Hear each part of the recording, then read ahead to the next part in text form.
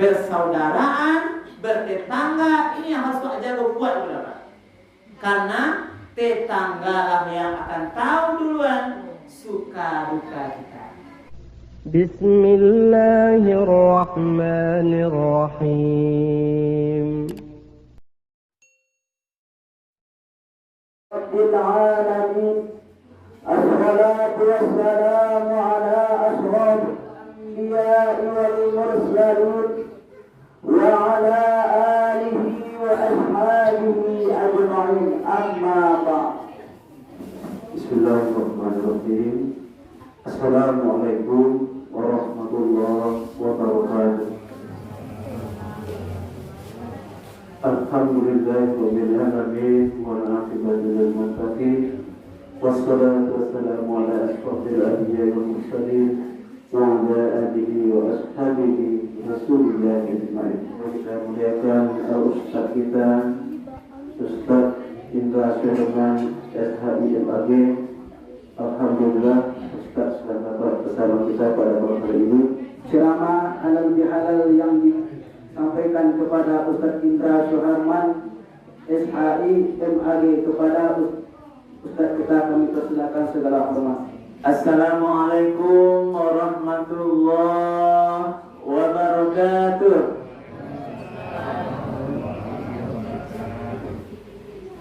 Ibu di sulit masih menjawab salam nampaknya Ibu. Jadi walaupun Ibu sibuk dengan kue-kuenya, tetap fokus Bapak Ibu karena kita akan memberikan tausiahnya. Kami ulang lagi salamnya. Assalamualaikum warahmatullahi wabarakatuh.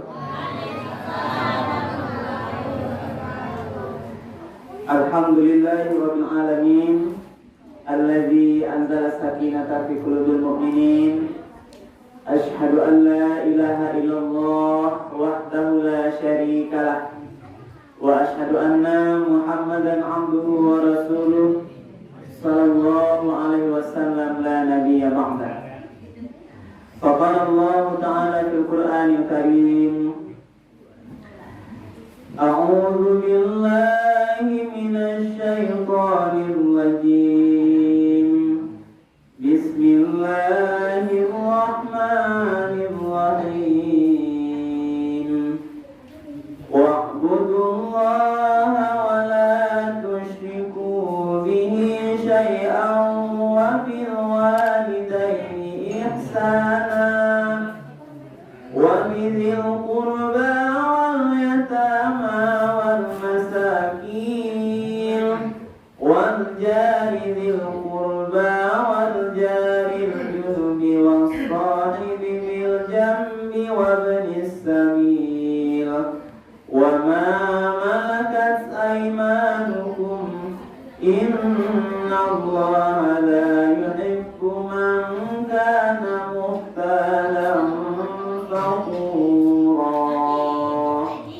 Sadaqallahul azim. Bapak-bapak dan ibu-ibu, saudara-saudari hadirin kaum muslimin dan anak-anak kami yang hadir pada malam hari ini, seluruh jemaah Musalla Nurul Jamaah, cahaya kebersamaan. Marilah kita bersyukur pada malam hari ini Ibu dan Bapak, karena atas izin Allah Subhanahu wa taala kita dapat berkumpul bersama-sama di musala yang kita cintai ini dalam rangka melaksanakan acara yang kita sabit dengan namanya Halal Bihalal. Alhamdulillah kami lihat semua kita yang hadir, bapak-bapak dan ibu-ibu semuanya dalam keadaan sehat walafiat. Alhamdulillah.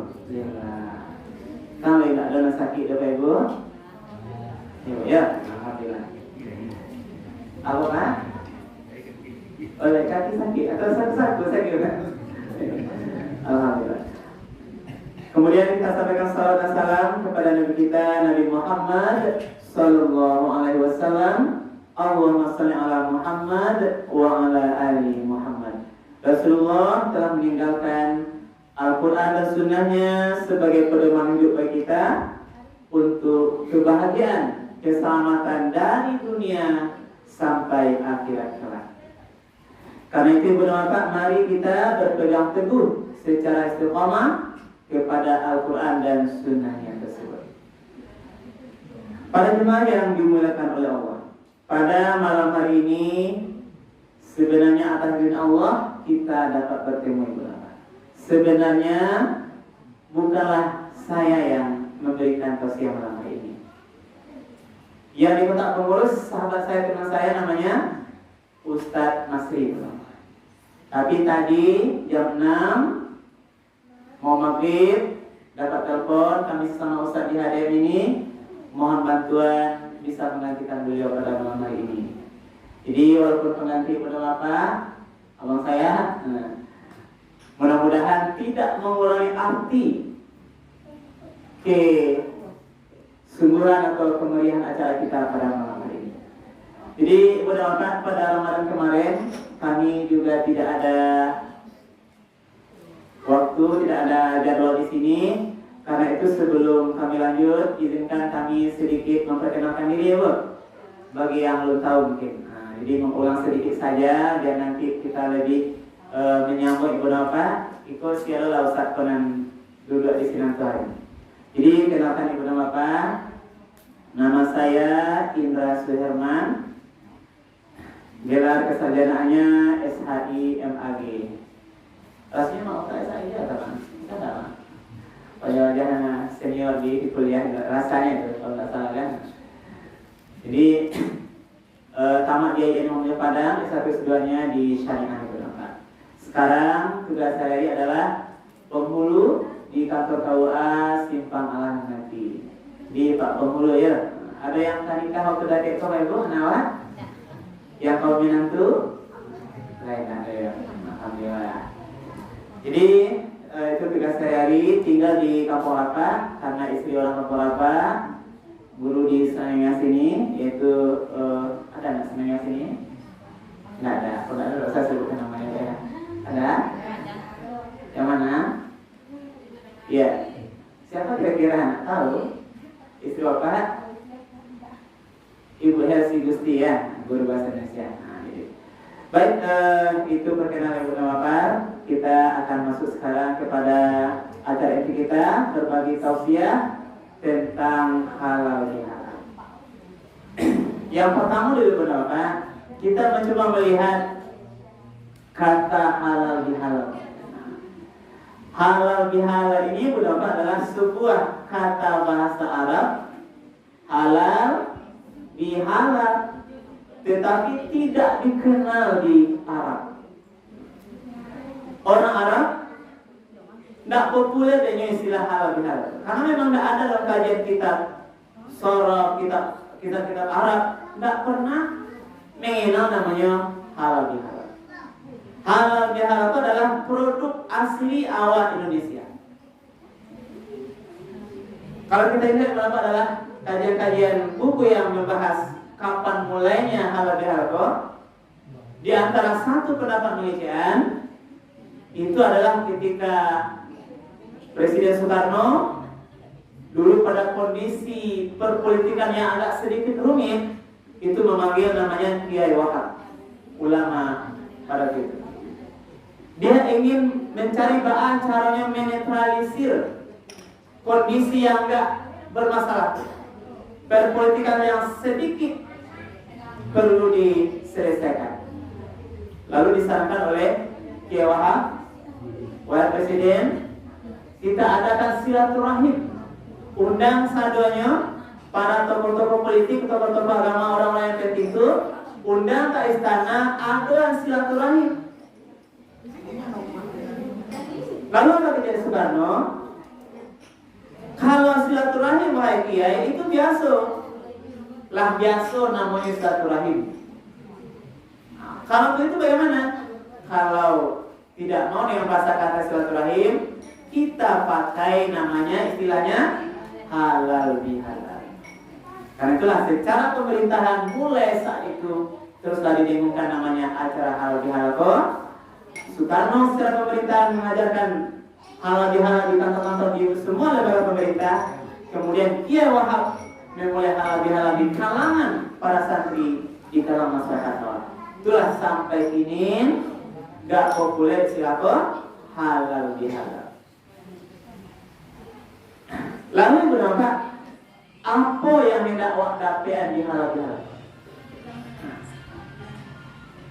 Yang pertama intinya halal bihalal ini berapa adalah ini kan sebuah acara yang diadakan setelah Ramadan dan pada saat Idul Fitri. Yang konsep utamanya kalau acara di situ adalah silaturahim yang harus kita sambungkan.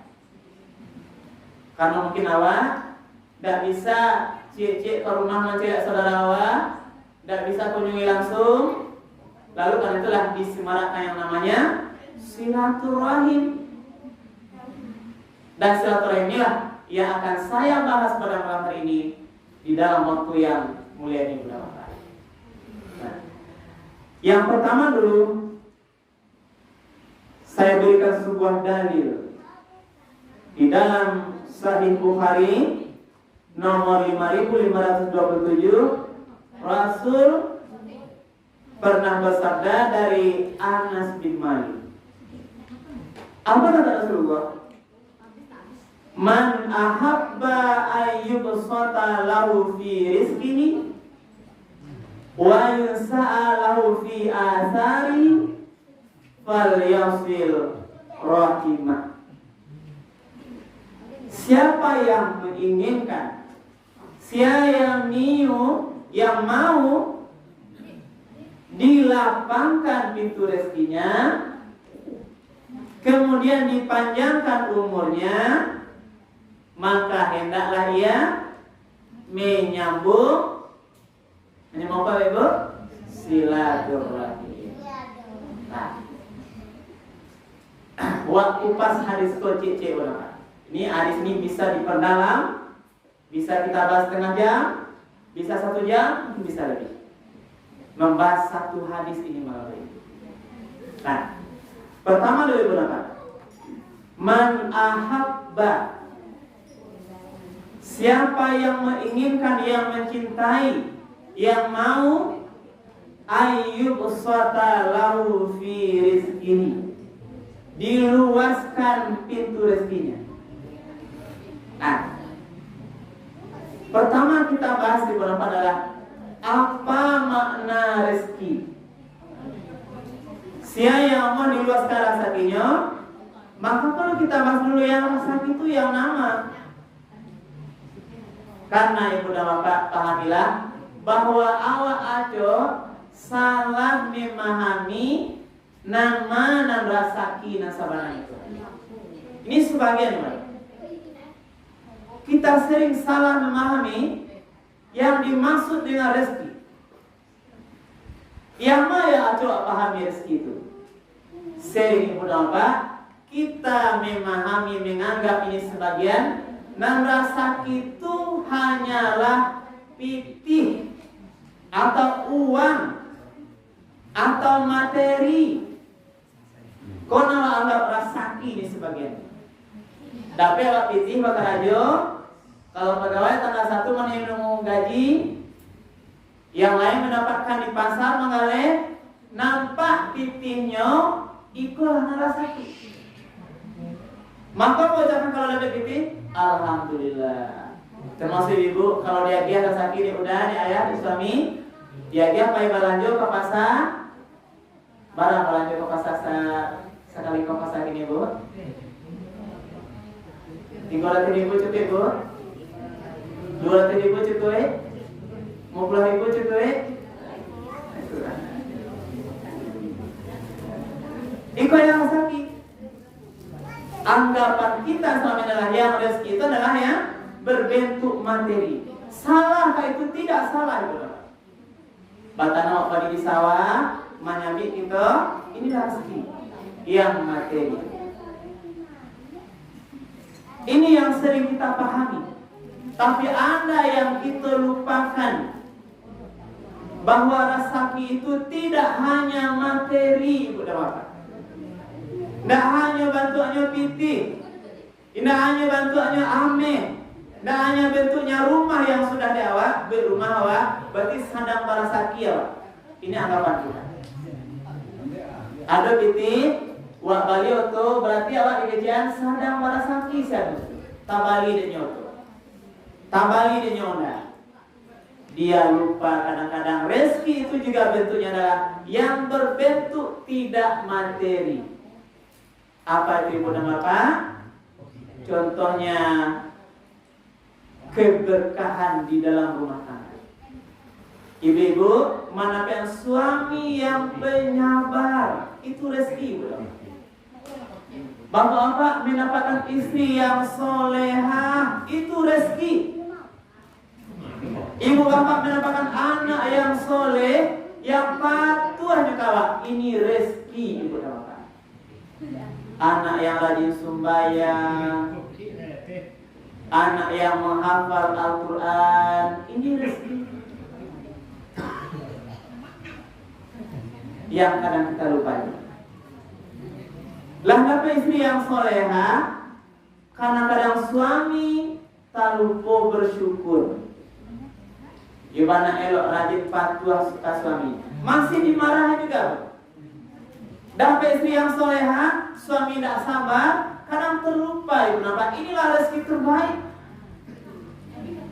Sebagaimana dikatakan juga dalam hadis Rasulullah, ya Bapak, bahwa sebaik-baik perhiasan dunia itu adalah istri yang soleha. Istri awak kan yang soleha saudara Pak. Lepas Pak. Lain ada malah istri awak ada Pak. Bu, istri soleha itu kalian tahu ibu ciri-cirinya kan? Istri yang soleha yang pertama, setiap dilihat oleh suaminya sanang mata suaminya mencari. Ibu-ibu lain bisa buat sanang mata suami tiap hari. Pulang ke raja panik-panik udah awak, nampak awak dia di mata saya baru awak. Alhamdulillah, lapih panik udah awak di awak. Itu istri yang soleha. Nak mampu duit coba di rumah udah ada sanang tuh di mata baru. Istri yang soleha, setiap saat kamu melihatnya saja baru matamu senang memandangnya. Kalau gitu ternyata apa kata lu sanang mulai alhamdulillah. Yang pertama, yang kedua mana berapa? Istri yang satu Pak, setiap diperintah, disuruh dia baru patuh pada suami. Ibu lihat dasarnya ibu. Setiap yang disuruh oleh suami dia patuh. Ini bagian rezeki kita bahas. Kita arahkan ke sana dulu. Yang ketiga, istri yang soleha pandai berterima kasih terhadap pemberian suami, baik banyak ataupun sakit. Pandai terima kasih dah. Dari istilahnya dong, ada uang, abang disayang. Tidak ada uang, abang tetap disayang. Yang lain. Maka ada Roma Irama khusus nyanyi istri soleha tuh. Lain boleh mau lagu Roma Irama Selatan. Ini kajian gambar. Setiap keindahan perhiasan dunia hanya istri soleha, perhiasan terindah.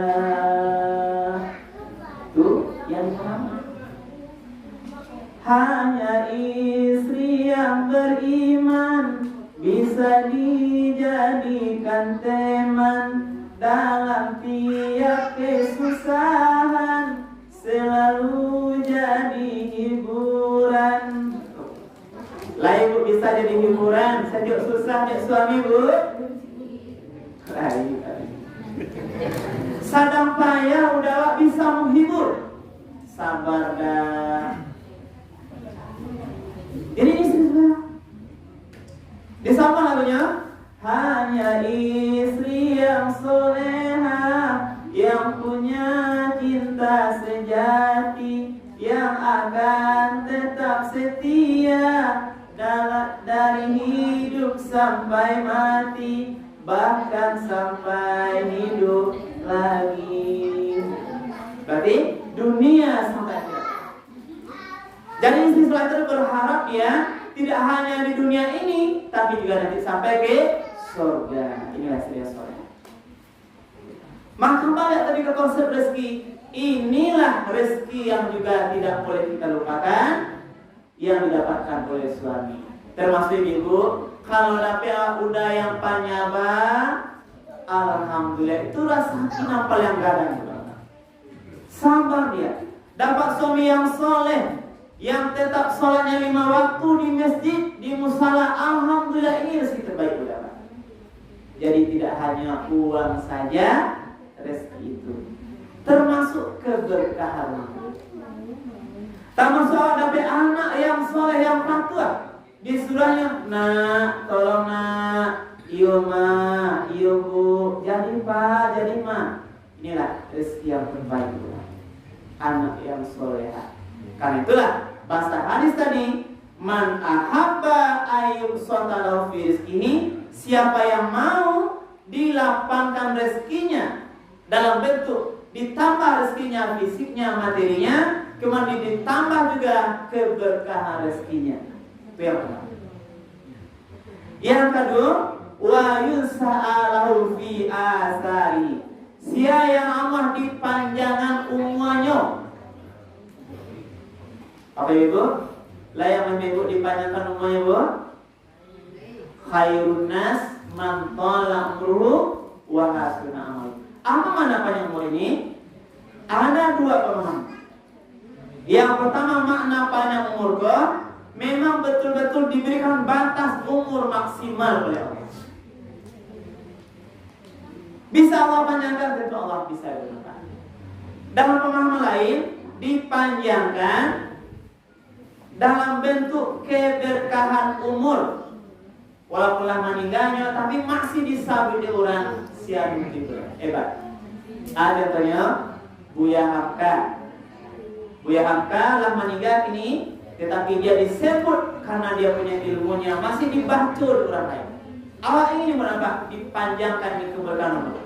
Pada awak walaupun lah meninggal bisa disambut dia orang kebaikan-kebaikan ilmu-ilmu awak. Inilah panjang maknanya keberkahan. Nah, lalu siapa yang amat tadi, ikulah rahasianya. Siapa yang mau diluaskan rezekinya, kemudian dipanjangkan umurnya, maka falyasil rahimah, maka sambunglah silaturrahim. Di bawah maksud silaturahim. Bapak Ibu, kita bahas dulu arti silaturrahim. Nah, Bu, makna silaturrahim. Silatu maknanya menyambung, rahim. Apa makna rahim? Ibu apa rahim, Bu? Apa rahim, Bu? Sampai awak mengandung anak dari kita. Ini rahim. Silaturrahim, menyambung rahim. Berarti rahim apa maksudnya? Ini makna kiasan. Rahim ini maknanya dalam menyambung kekerabatan. Maka ulama secara umum yang memahami beberapa adalah yang dimaksud dengan rahim ini adalah menyambung hubungan persaudaraan, terutama dengan mahram kita yang ada hubungan tali darah. Tuh. Nah. Maka ada hadis mengatakan la yadkhulul jannah qati'un, tidak masuk surga orang yang memutus silaturahim. Nah, lalu apa maksudnya? Kalau kita kenal maknanya, tidak masuk surga orang yang putus hubungan hubungan dengan mahramnya. Poin penting Bu. Awalnya sama.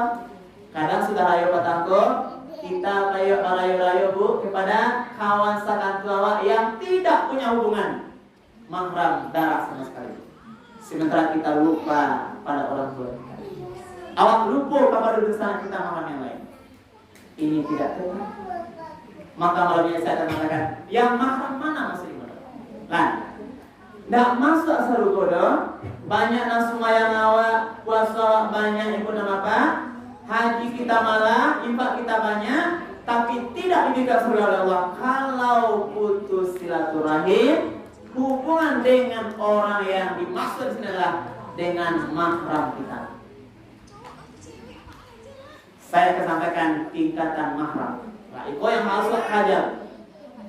Walaupun ini awak salsa komplek, satu musalah ini penting, tapi jangan lupa yang lebih penting dari itu. Nah, saya akan sampaikan yang mana mahram di situ. Pertama tingkatan. Mahram yang tertinggi adalah ayah ibu kandung kita. Nah, itu yang harus kaitkan silaturahmi yang pertama. Anak ke ayah ibunya. Ini yang pertama. Kalau ada anak tidak baik hubungan dengan ayah ibunya, tidak berhak masuk surga. Inilah anak itu. Maka mari di waktu yang mulia ini kita coba evaluasi berapa. Lah sejauh mana bakti awak ke ayah ibu awak? Yang hidup yang masih atau yang mati baca. Karena tadi ayat kami bacakan tadi surah An-Nisa ayat 36, berbakti kepada orang tua setelah mengabdi kepada Allah. Wa'budullaha wa la tusyriku bihi syai'an. Sembahlah Allah, jangan kamu persekutukan Dia dengan sesuatu yang lain. Wa bil walidaini ihsanan. Berbuat baiklah kepada ayah ibumu. Bersyukurlah ibu dan bapak, bagi bapak ibu, anak-anak kami, adik-adik kami yang masih hidup ayah ibunya sekarang. Inilah kesempatannya. Kalau masih ada ayah ama awak, kesempatan terbaik bagi kita untuk jalan masuk surga. Kalau ayah ama awak lah tua, sabar awak menjaga merawatnya, inilah jalan masuk surga. Jangan tinggalkan ayah ibu kita ya Bapak. Kepada pimpinan kantor kita patuh taat. Kadang awak ke orang tua awak lalai kita ibu dan bapak. Inilah persoalan. Karena lah jasa, tidak bisa terbalas jasa ayah ibu kita. Maka anda ceritanya. Nah, pada saya yang ini saya akan menyampaikan kisah Wais Al-Qarni namanya. Seorang pemuda di Yaman yang menghajikan ibunya dari Yaman gendong sampai ke Makkahnya. Tapi ditanya kemudian, cukupkah dia membalas jasa ibunya? Tidak cukup ibu. Bahkan dia bisa mengangkat orang tuanya dari Yaman sampai ke Mekah, tidak cukup membalas satu titisan air mata ibunya. Satu keringatnya saya tidak bisa. Inilah pemuda yang dikenal dengan pemuda yang biasa-biasa, di dalam dunia tidak dikenal, tapi penduduk langit tahu dia. Wais Al-Qarni. Bahkan Rasulullah pernah menyuruh sahabat, silahkan minta doa kepada Wais Al-Qarni ini. Dia hidup bersama Rasulullah, tapi tidak pernah masuk ke Rasul. Ternyata itulah rahasianya. Pada suatu hari ibunya meminta kepadanya, wahai nak, ibu ingin ke Mekah haji. Karena Wais ini adalah anak yang patuh, dia waktu itu hanya menjawab, baik bu. Waktu itu Alulai masuk haji beberapa bulan sebelumnya. Lalu seorang anak ini berpikir, baalah caranya, harta biasa. Bahkan dia punya penyakit, kekayaan tidak ada, dia memikirkan dia untuk berjalan. Lalu dia melatih diri, bagaimana caranya? Nyobalilah anak bagai anak domba itu nyobalian ketek tiap hari nyoba jalan dari rumah, naik ke bukit, turun naik. Memacian domba itu, melatih fisiknya. Anak domba baru yang kecil, tiap hari dia turun naik, membawa domba itu dari bukit turun naik, turun balik tuh. Sehingga orang-orang menganggap dia, ini wali sudah mulai gila. Anak domba dibawa naik turun ke bukit. Ternyata anak soleh ini berpikir bagaimana badannya nanti kuat. Sampai akhirnya apa? Baru terbentuklah badannya kekar. Fisiknya terbentuk karena latihan membawa anak domba tadi, hari ke hari makin berat domba itu. Sehingga tibalah musim haji. Ibu, sekarang sudah saatnya kita berangkat. Pipi gua juga ibu, yang perempuan ibunya itu dia bawa berjalan sampai nanti berputar tawaf Ka'bah. Lalu dia bertanya kepada orang-orang yang berilmu waktu itu, apakah saya sudah membalas jasa ibu saya? Belum. Walaupun kau hajikan, kau pikul ibumu ini ke Mekah, belum cukup membalas setetes keringat ibumu. Nauzubillah. Masya Allah. Inilah, maka mari di hari yang mulia ini, di hari halal ini, kami mengingatkan ibu dan bapak, adik-adik semuanya, kalau sekiranya di hati kita ada sekarang tersirat kebencian kepada ayah ibu kita, tolong dihabiskan agar surga itu tidak jauh dari kita. Maafkan ayah ibu kita. Ini mungkin ada anak ibu bapak dalam perkara-perkara dunia benci pada ayah ibunya. Benci dia karena ayah ibunya dianggap tidak adil dalam membagi harta warisan. Ini contohnya. Membagi rezeki, tanah di situ, sawah di sini, ladang itu, rumah itu, kontrak itu, onda itu atau itu. Kurang pas dan sebagainya.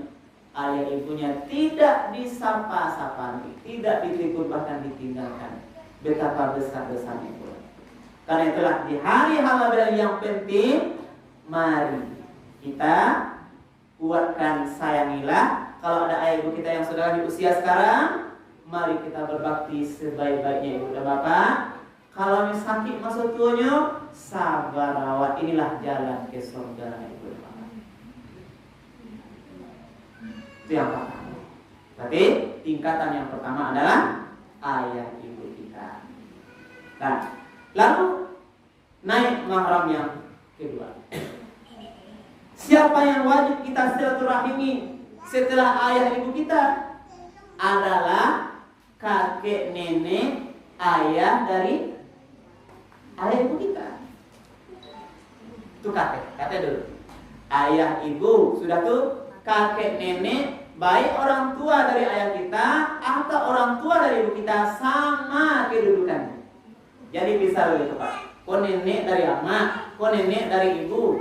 Wak beda-bedakan dakik lo rasul awak mungkin nenek dari ibu awak, tidak. Sama kedudukannya nama-nama adalah kakek nenek kita, baik dia ayah ibu ayah kita atau ayah ibu dari ibu kita. Kalau masih ada ikut nang pantian dulu, kita buatkan silaturahim. Nah, lalu para tingkat teh. Ayah tingkat pertama, kakek tingkat kedua. Ulama membatasi setidaknya 4 tingkatan ke atas. Nah, berarti ayah, kakek, dia kakek, kemudian sampai 4 tingkatan. Sebab kalau tidak dibatasi itu sampai kan Nabi ada beliau ya. Apa solo satu reka itu tidak mungkin. Jadi ulama membatasi tingkatan mahram yang penting di silaturahmi adalah 4 tingkat ke atas. Nah, itu yang kakek. Lalu siapa lagi setelah itu? Yang tergolong mahram masuk ke bawah adalah anak laki-laki, anak perempuan kita. Jadi ibu dan bapak, kalau ada anak awak laki-laki atau pedusi, jangan sampai putus silaturahim dengan anak-anak kita. Jadi sama Bu. Tadi anak orang tua itu juga. Tidak ada orang tua yang membedakan, tidak adil dengan anak-anaknya. Izin minum dulu Ustaz.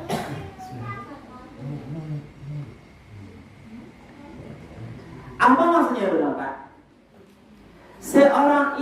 ayah harus adil menilai. Jangan bedakan anak-anak awak kalau dia terpadusi dari segi sianan acok magiah pipih. Nah, kau titik. Nah, kau anak awak dan Karajoko hampir tiap minggu ada game pipih.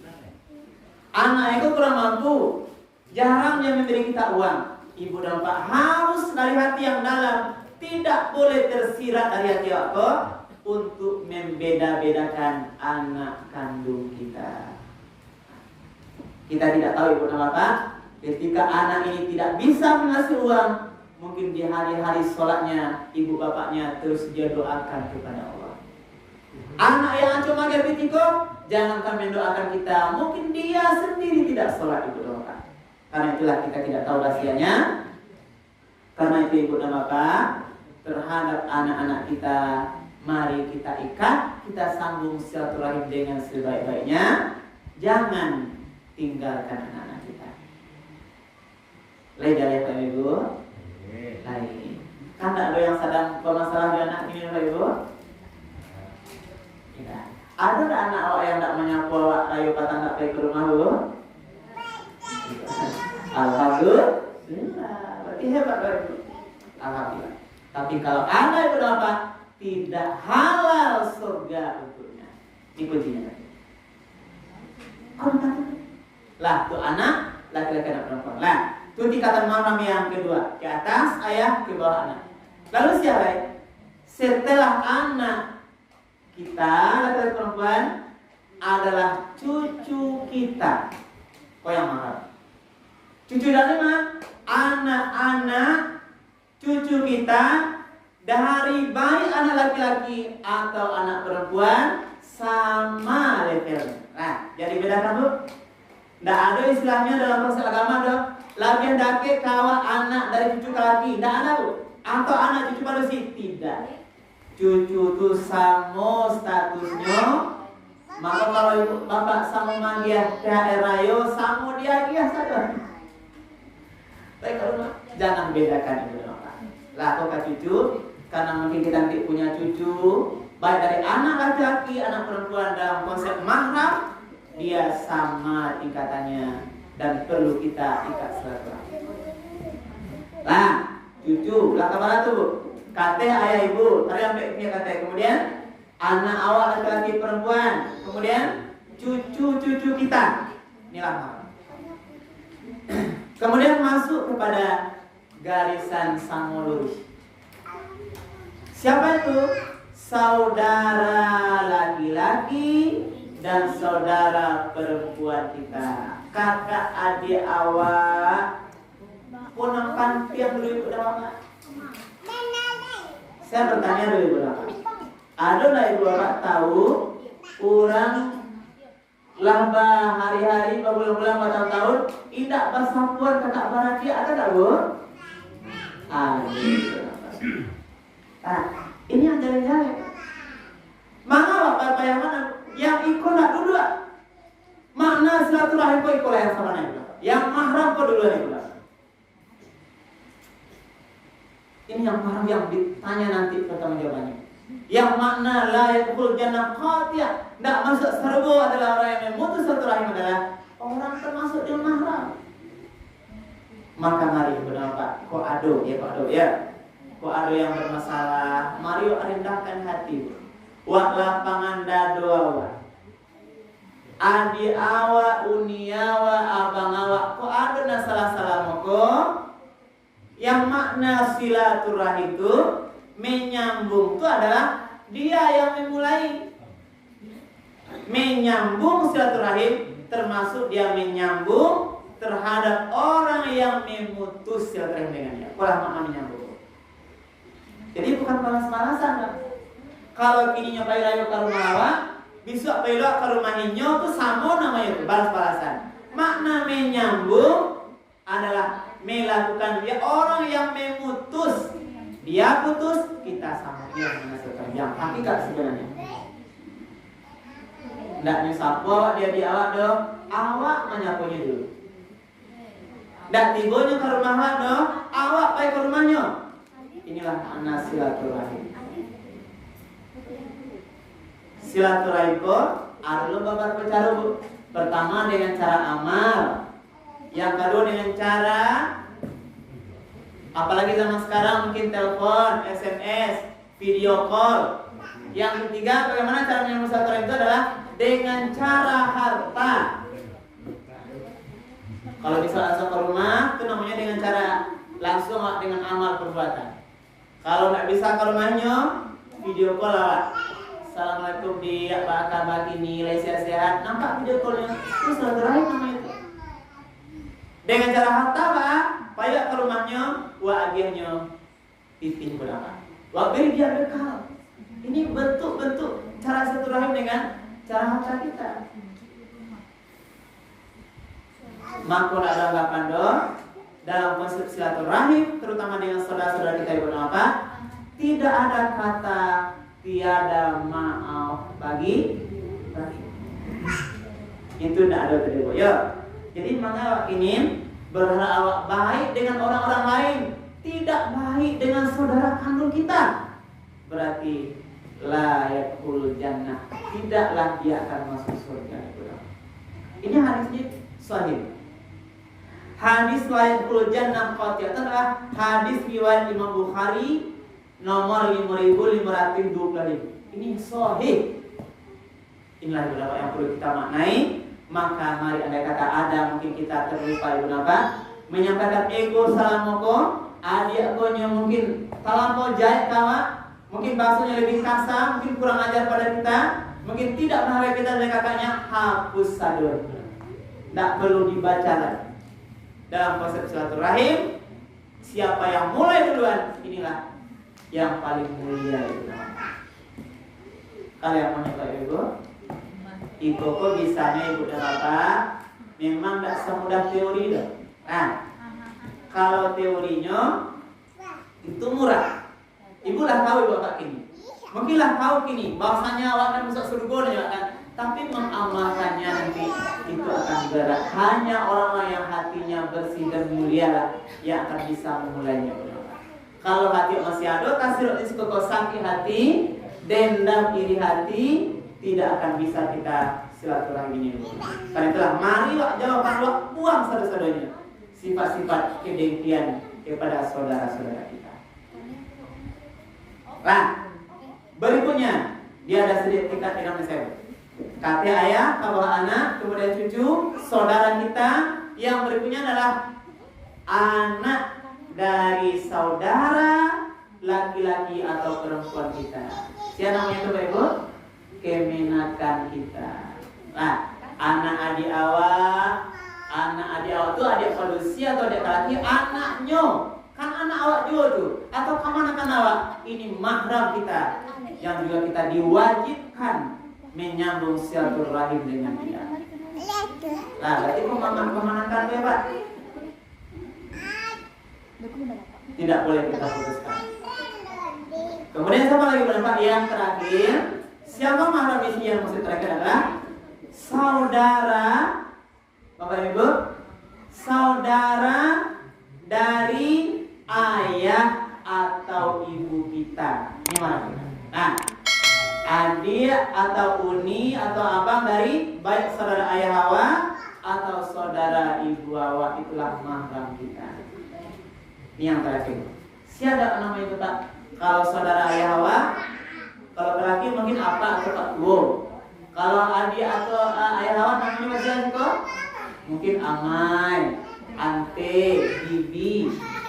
Kalau saudara perempuan dari yang awak, Ete. Nah, ini semua.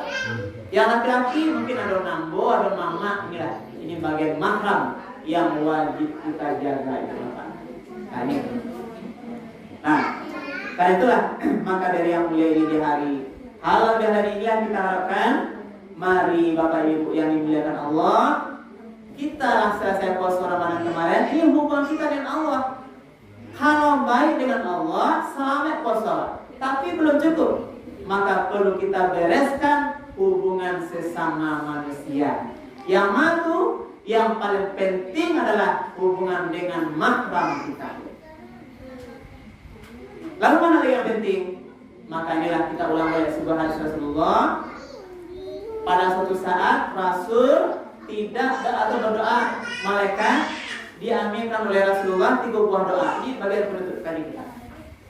Doa pertama, malaikat berdoa, duhai ya Allah, jangan engkau terima ibadah puasa Ramadan seseorang kalau antara anak dan orang tuanya belum saling memaafkan.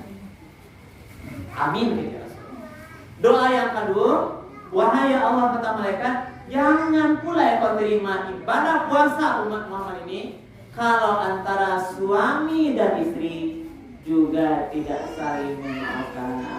Nah, terhadap suami istri ko, bapak ibu, sampai detik ini lah habis dosa suami awak sadar ibu.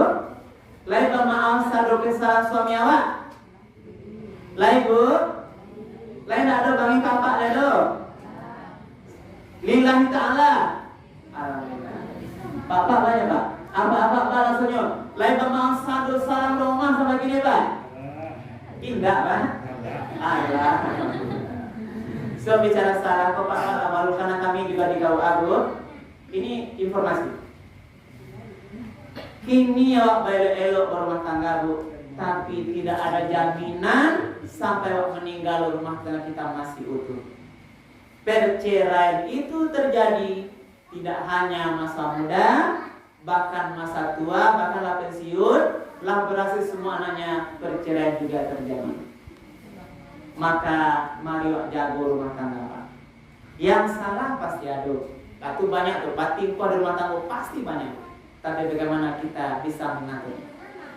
2024 di pengadilan agama Lupus Kapi yang mewilayahi pasangan keberapa terjadi perceraian 1 tahun patangku adalah sekitar 384 perceraian. 1 tahun itu 365 juga. Berarti kalau bagi tiap hari ada orang bercerai di pasanganku. Bahkan lebih. Nah, 380 lebih 1 tahun perceraian. Berarti kalau bagi 2 balik lebih 30 perceraian itu. Karena itu lebih apa? Yang cerai itu. Nah, banyak persoalannya dari pengalaman kami sebagai penghulu Gau Agung. Ada orang tuh bertahan nikahnya yang paling sabanta itu adalah samalam. Saya mengalami sendiri. Sore ini kami nikahkan dia, besok pagi dia datang lagi ke kantor ingin bercerai. Hanya semalam. Ini fakta. Yang setelah itu apalagi ada yang bercerai nikahnya hari Jumat ini, hari Minggu barale. Pada saat pesta satu pihak lari. Sehingga beralih seorang diri. Baalah di rumah ya Pak. Ini saya dapat telepon. Kami nikah hari Jumat, sudah Jumat. Beralih hari Minggu. Satu telepon yang bahagia sedang beralih. Pak, ya gimana? Tanggal nikah sehat-sehat alhamdulillah. Pak, Pak awak ini sedang beralih Pak. Tapi bini awak lari Pak. Saya mendapat telepon. Ini apa yang terjadi? Sadang barale lari seorang. Ada lagi yang sebulan, ada lagi setelah ada anak, ada lagi yang ada 2 anak, ada yang tua bu, yang berpensiun. Pada saat karirnya tinggi bu dapat mengadu kepada kami seorang bapak tua yang sudah pensiun, istrinya masih aktif di suatu kantor. Pada saat karirnya memuncak, dia tidak lagi melayani suaminya. Awak bapak tuh rasanya lagi dilayani deh istilah sampai tua kan? Mudah-mudahan ibu ya, banyak awak bu. Jangan mudah sedang apa kau sedang bujang kuenya, sayang mana kau dapat. Tapi lah tua yang bisa ada tanah kau lain, buat siu-siu kan? Jangan tu nah. Nah, dia capek indah. Ya sana mau risiko rasanya, mak rasa-rasa kan beruntung kita rasanya. Nah, tapi aku sampaikan cerita tadi ini pelajaran. Mengadu Pak tua kok yang naik pensiun, apa kerjanya bu? Pak Puan bertanyakan, ini istri saya sudah tak mau lagi sama saya menguruskan. Disia-siakan. Lalu akhirnya berapa? Karena disia-siakan itulah dia bercerai artinya. Tapi yang berahasianya Bu, sesudah bercerai apa gaib kok, dia setelah itu besoknya datang lagi ke kantor, datang lagi mendaftar mau menikah. Nah, masuk berkasnya, ternyata istri barunya ini jauh lebih muda dari istri yang meninggalkan itu. Ini fakta. Maka ibu kalau ke siusion kami apa kok hati-hati Bu. Maksudnya banyak kan ya kan? Tapi lebih muda ibu kan? Banyak sekali. Dapat itu. Akhirnya dia bahagia gitu. Saya mengalami sendiri. Nah, jadi balik kata yang baik gunakan. Maka terhadap suami istri ko, mari di hari yang fitrah ko, ada budawa suami istri di masalah ko, cari-carilah wajah suami istri awak.